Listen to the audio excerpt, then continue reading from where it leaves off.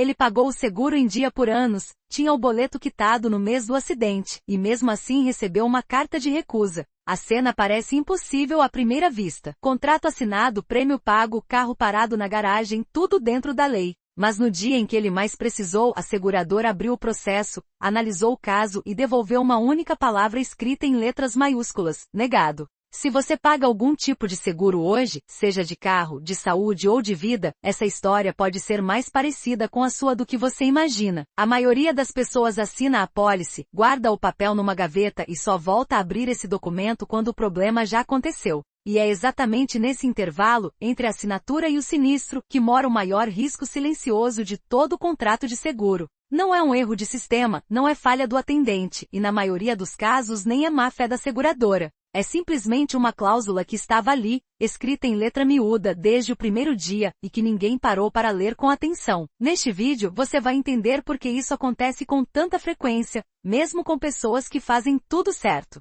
Vamos mostrar os mecanismos reais por trás dessas negativas, os termos técnicos que você precisa reconhecer, e ao final, uma lista prática para você revisar sua própria apólice ainda hoje. Antes de continuar, vale entender uma coisa importante. Nenhum contrato de seguro é igual ao outro, mesmo quando os nomes das coberturas parecem os mesmos. Duas pessoas podem pagar exatamente o mesmo valor todo mês, para a mesma modalidade de seguro, e terem coberturas completamente diferentes. Isso acontece porque o preço da apólice não depende só da cobertura, depende também das exclusões, das carências e das condições específicas de cada contrato. E é justamente esse conjunto de detalhes que a maioria das pessoas nunca chega a examinar de verdade. O primeiro conceito que você precisa conhecer se chama cláusula de exclusão. Em termos simples, é a parte do contrato que define o que a seguradora não vai pagar, mesmo que o evento pareça, à primeira vista, coberto pelo seguro. Pode ocorrer, por exemplo, que um seguro de carro exclua determinados usos do veículo, como transporte remunerado de passageiros, mesmo que o carro esteja segurado normalmente para uso particular.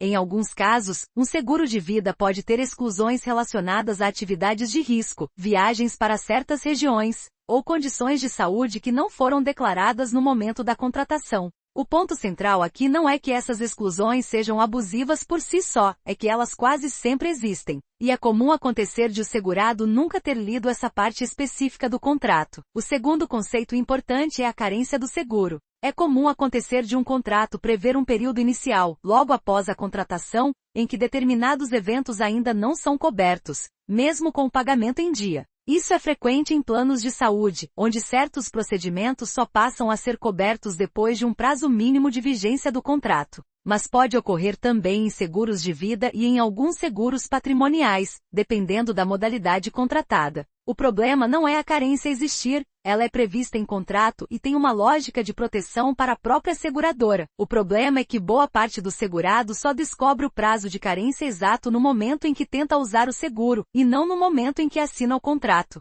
E aqui chegamos ao terceiro elemento, que costuma aparecer combinado com os dois primeiros, o sinistro negado por divergência de informação. Em muitos casos, a recusa não acontece porque o evento estava fora da cobertura, mas porque alguma informação prestada na contratação não correspondia exatamente à realidade. Pode ocorrer, por exemplo, de o segurado informar que o carro fica em garagem fechada durante a noite, quando na prática ele costuma ficar na rua, e isso ser identificado durante a apuração do sinistro. Esse tipo de divergência pode ser usada pela seguradora como base para negar o pagamento, mesmo que o segurado não tivesse a intenção de omitir nada. Essa é a primeira reversão de expectativa que você precisa guardar. O problema raramente está no acidente em si. Ele quase sempre está numa decisão tomada meses ou anos antes, no momento da contratação. Vamos entender agora como esse tipo de negativa aparece na prática, começando pelo seguro de automóvel, que é o mais comum entre os brasileiros que já pagam algum tipo de proteção. Imagine uma pessoa que contratou o seguro informando que usa o carro apenas para ir ao trabalho e fazer compras no fim de semana.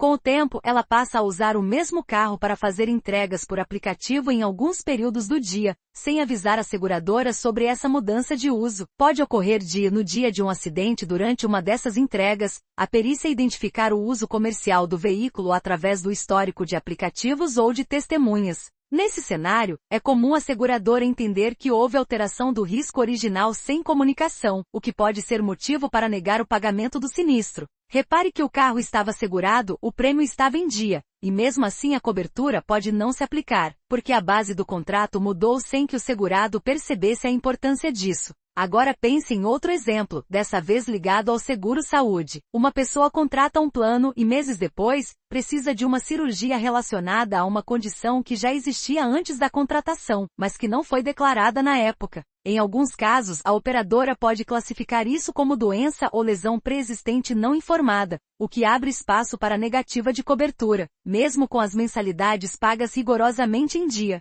O ponto que merece atenção aqui não é discutir se a pessoa agiu de boa fé ou não, é entender que a declaração de saúde no início do contrato tem peso real sobre o que será ou não coberto depois. Vamos para o terceiro cenário, agora com o seguro de vida, que costuma gerar ainda mais impacto emocional quando a negativa acontece. Existem apólices que prevêem prazos de carência específicos para determinadas causas de sinistro, especialmente nos primeiros meses ou no primeiro ano de contrato. Pode ocorrer de um evento acontecer exatamente dentro desse período de carência, fazendo com que os beneficiários recebam uma resposta negativa justamente no momento de maior fragilidade emocional. Isso não significa que o seguro de vida seja uma armadilha, significa que o prazo de carência é uma informação central, que deveria ser conhecida por quem contrata e também pelos beneficiários indicados na apólice. Um quarto padrão que aparece com frequência está relacionado ao uso incorreto ou incompleto dos formulários de contratação, especialmente em corretoras que preenchem os dados por telefone. Em muitos casos, o próprio segurado responde às perguntas de forma apressada, sem entender exatamente o que está sendo perguntado, e a resposta registrada no sistema não reflete com precisão a realidade dele. Mais tarde, no momento do sinistro, essa divergência entre o que foi registrado e o que realmente acontece no dia a dia pode ser usada como base técnica para questionar a validade da cobertura. Note que em nenhum desses 4 exemplos, existe necessariamente má-fé por parte da seguradora ou do segurado. O padrão que se repete é sempre o mesmo. Uma informação que parecia pequena no início do contrato se torna decisiva justamente no momento em que o segurado mais precisa da proteção. É por isso que boa parte dos especialistas em direito do consumidor recomenda revisar a apólice pelo menos uma vez por ano, e não apenas guardá-la depois da assinatura. Essa recomendação não garante que toda negativa será evitada, mas reduz de forma significativa a chance de uma surpresa desagradável justamente no momento em que você mais precisa do seguro funcionar. E é justamente esse tipo de revisão prática que vamos construir juntos na próxima parte deste vídeo, começando pelos pontos que mais aparecem nos contratos brasileiros de seguro. Agora que você já entendeu os 4 padrões mais comuns de negativa, vamos começar a montar, ponto por ponto, o que realmente vale a pena verificar na sua própria apólice. O primeiro ponto de verificação é simples: localize o documento completo do seu seguro, não apenas o resumo enviado por aplicativo ou por e-mail no momento da contratação. Em muitos casos, o resumo que você recebe no celular mostra apenas o valor da mensalidade e o tipo de cobertura principal, sem detalhar as exclusões específicas do contrato. O documento completo, chamado de condições gerais, é o que realmente define o que está e o que não está coberto em cada situação. Se você nunca recebeu ou nunca abriu esse documento, esse já é o primeiro sinal de que existe uma lacuna entre o que você imagina que tem e o que você realmente contratou. O segundo ponto de verificação é encontrar, dentro desse documento, a seção específica de exclusões de cobertura. Ela costuma vir com um título direto como exclusões, riscos não cobertos ou situações não indenizáveis, dependendo da seguradora e do tipo de seguro. Leia essa seção com calma, de preferência em um momento sem pressa, e anote qualquer situação que você já vive ou pode vir a viver no seu dia a dia. Se você usa o carro para trabalho, para aplicativo ou para atividades além do uso doméstico declarado, esse é exatamente o tipo de informação que precisa ser conferida nessa parte do contrato.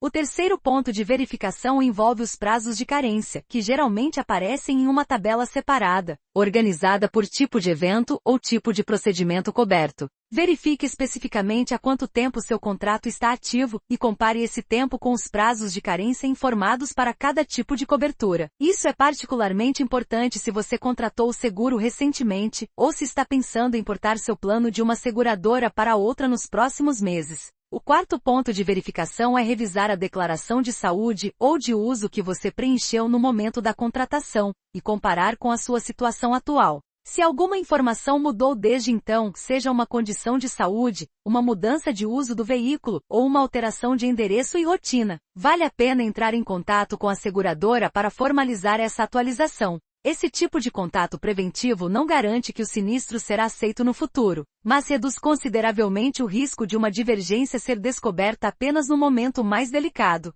O quinto ponto de verificação é sobre os beneficiários, especialmente em seguros de vida. Confira se os dados dos beneficiários estão atualizados, se os nomes estão completos e corretos, e se a distribuição percentual entre eles ainda reflete a sua vontade atual. Mudanças de estado civil, nascimento de filhos ou alterações na estrutura familiar são momentos naturais para revisar essa parte do contrato, e muitas pessoas simplesmente esquecem de fazer essa atualização. O sexto ponto de verificação é entender qual é o prazo e o canal correto para comunicar um sinistro à sua seguradora. Em muitos contratos existe um prazo específico, contado a partir da data do evento, para que o aviso de sinistro seja formalizado. Perder esse prazo, mesmo por poucos dias, pode ser usado como argumento adicional para questionar o pagamento, então vale a pena saber de cor qual é o número, o aplicativo ou o canal oficial da sua seguradora antes que você precise dele com urgência. Guarde esses 6 pontos como uma sequência lógica, e não como itens soltos. Documento completo, exclusões, carências, declaração atualizada, beneficiários corretos e canal de aviso de sinistro. Com esses 6 pontos em mãos, vale a pena entender também o que fazer se, mesmo depois de tudo revisado, um sinistro seu for negado. O primeiro passo é pedir por escrito a justificativa formal da negativa, citando a cláusula exata do contrato usada como base para a recusa. Isso é um direito do consumidor, e é comum que, ao formalizar esse pedido, a própria seguradora reavalie detalhes do processo antes de manter a decisão final. O segundo passo é comparar essa justificativa com o documento de condições gerais que você já revisou, verificando se a cláusula citada realmente corresponde à sua situação. Pode ocorrer de a negativa estar baseada em uma interpretação equivocada dos fatos, e não necessariamente em uma exclusão real prevista no contrato. O terceiro passo, caso você entenda que a recusa foi indevida, é registrar uma reclamação formal nos canais de ouvidoria da própria seguradora, guardando sempre o número de protocolo. Se a resposta da ouvidoria não for satisfatória, o passo seguinte é buscar orientação em órgãos de defesa do consumidor, ou considerar uma consulta jurídica especializada em direito securitário. Nenhum desses caminhos garante reversão automática da negativa, mas eles aumentam consideravelmente as chances de uma reavaliação justa do seu caso. Voltando ao ponto central deste vídeo, vale reforçar que o objetivo aqui não é fazer você desconfiar de todo o contrato de seguro, ou pensar em cancelar sua apólice por medo. O seguro continua sendo uma ferramenta importante de proteção financeira, especialmente diante de imprevistos que podem comprometer anos de patrimônio construído. O que muda a partir de agora é a forma como você se relaciona com esse contrato, não mais como um papel guardado na gaveta, mas como um documento vivo, que precisa ser revisado com alguma regularidade. Pense nisso como fazer uma revisão do carro antes de uma viagem longa. Você não está torcendo para que algo dê errado, você está simplesmente se preparando para que, se algo acontecer, você já saiba exatamente o que esperar. Uma boa prática é marcar no calendário uma revisão anual da sua apólice, sempre próxima da data de renovação do contrato, aproveitando esse momento para reler as condições gerais. Outra boa prática é sempre comunicar formalmente qualquer mudança relevante na sua rotina seguradora, seja uma mudança de uso do veículo, uma alteração de endereço, ou uma mudança significativa na sua condição de saúde. Guarde também, em um único lugar, uma cópia digital de toda a documentação, a apólice completa, o comprovante de pagamento em dia, e qualquer comunicação trocada com a seguradora. Essa organização parece um detalhe pequeno no dia a dia, mas se torna decisiva justamente no momento em que você mais precisa agir com rapidez e clareza. Se depois de revisar sua própria apólice você perceber uma exclusão, uma carência ou uma informação desatualizada que te preocupa, esse é exatamente o momento de agir, e não de esperar o próximo aviso de renovação. Entrar em contato com sua seguradora ou com seu corretor para esclarecer dúvidas específicas é sempre mais seguro do que presumir que está tudo certo apenas porque o boleto sempre chegou em dia. No fim das contas, a diferença entre quem foi surpreendido por uma negativa e quem conseguiu evitar esse problema quase sempre está na mesma coisa: o hábito simples de ler, entender e manter atualizado o próprio contrato de seguro. E esse hábito, uma vez criado, deixa de ser uma fonte de medo e passa a ser exatamente o que o seguro sempre prometeu ser desde o início: uma sensação real de tranquilidade.